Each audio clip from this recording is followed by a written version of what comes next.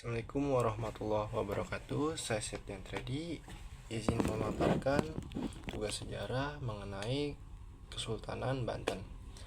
Yang pertama, pendiri Kesultanan Banten adalah Maulana Hasanuddin yang juga dikenal sebagai Pangeran Sebaki. Ia adalah putra Sunan Gunung Jati, salah satu dari Wali Songo. Maulana Hasanuddin resmi menjadi raja pertama Kesultanan Banten pada tahun 1552 Masehi.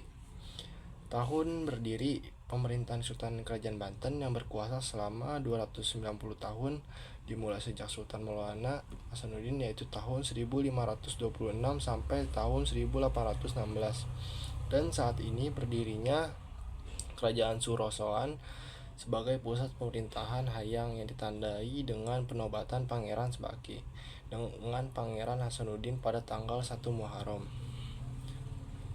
Masa awal Kesultanan Banten ditandai dengan berdirinya kerajaan pada tahun 1526 oleh Maulana Hasanuddin, putra Sunan Gunung Jati, di pesisir barat Pulau Jawa, wilayah Banten. Awalnya merupakan perluasan pengaruh Kerajaan Demak.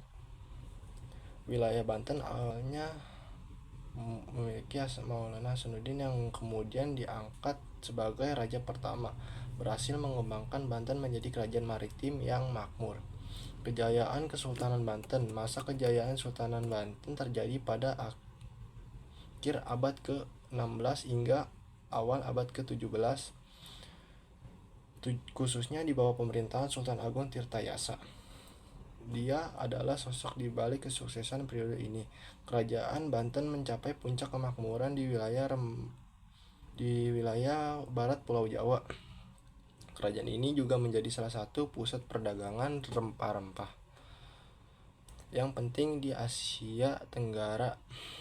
Lokasi Banten yang menghadap Selat Sunda dimanfaatkan dengan sangat baik. Ia menjadikan Banten sebagai salah satu pelabuhan terbesar di wilayah tersebut sehingga menghasilkan pendapatan besar dari perdagangan internasional.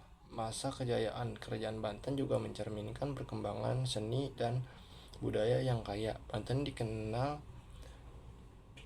karena seni keramiknya, khususnya tembikar berglazur yang indah. Selain itu, Sultan Agung Tirtayasa juga menjalin hubungan dagang yang erat dengan negara-negara asing termasuk Belanda, Inggris, dan Portugal. Keruntuhan Kerajaan Banten.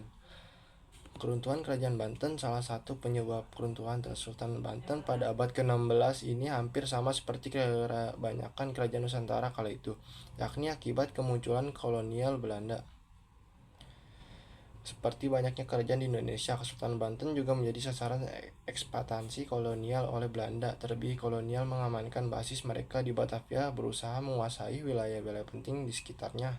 Dari situ muncul perjanjian penaklukan yang dibuat oleh VOC. Tokoh-tokoh Sultanan Banten yang paling terkenal meliputi Sultan Maulana Hasanuddin, Sultan Maulana Yusuf, Sultan Maulana Muhammad, dan Sultan Ageng Tirtayasa. Selain itu ada tokoh-tokoh lain seperti Pangeran Ratu, Sultan Haji, dan Pangeran Purbaya.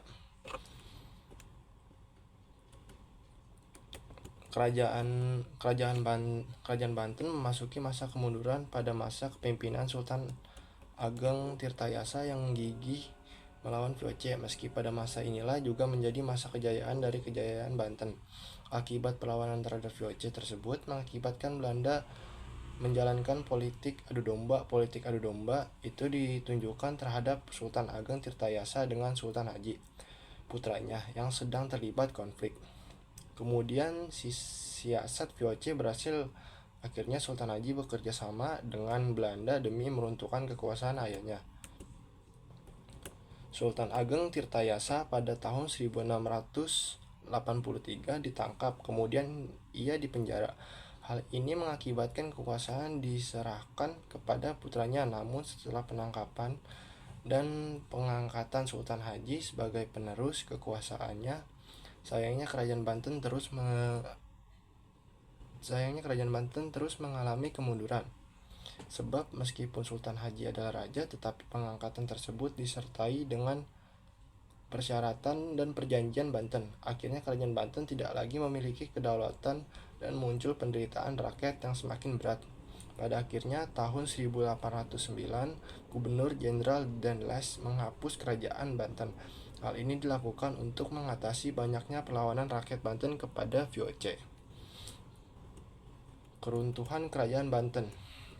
Salah satu penyebab keruntuhan Kesultanan Banten pada abad ke-18 hampir sama seperti kebanyakan kerajaan Nusantara kala itu, yakni akibat kemunculan kolonial Belanda.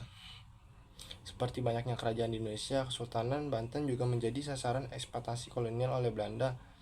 Terlebih kolonialnya mengamankan basis mereka yang Batavia dan berusaha menguasai wilayah-wilayah penting di sekitarnya.